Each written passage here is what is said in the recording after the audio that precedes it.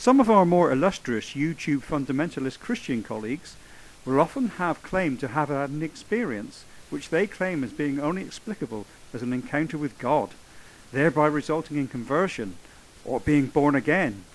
Ooh, ouch, painful. One thing we can say is that these experiences are always encountered by individuals and never by groups of skeptics.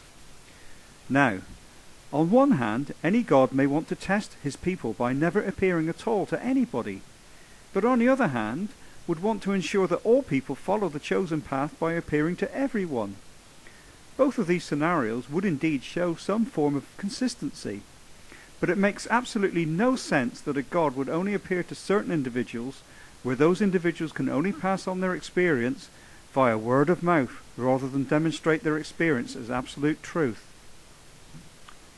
You see, I may just give a little credence to such experiences if a Muslim in deepest Iran claimed to have experienced the presence of Jesus, or if a die-hard Christian in deepest Texas experienced Muhammad.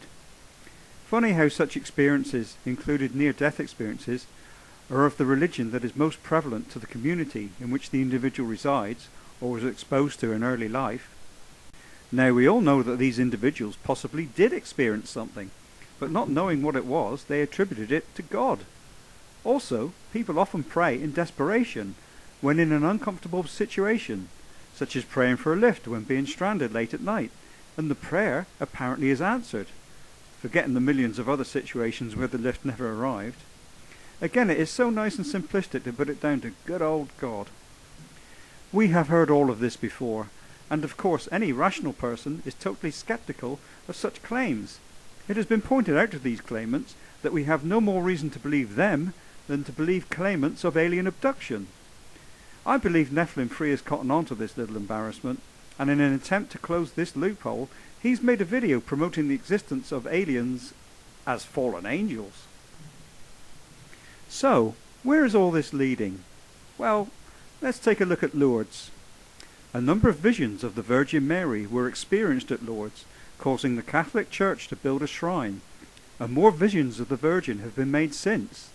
As a result, millions of Catholics, or would-be Catholics, have made the pilgrimage to Lourdes in an attempt to cure any ailments that are deemed as incurable.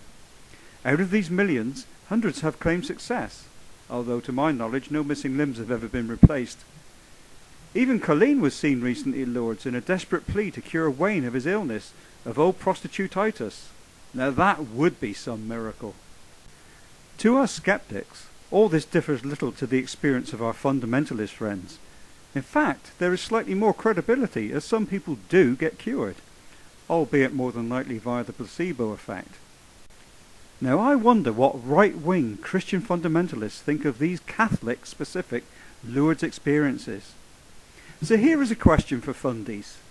Since you demand that we believe your personal experiences, then why would you do anything other than believe the experiences of the Lourdes pilgrims? Or putting it bluntly, fundamentalist Christians, why aren't you Catholics?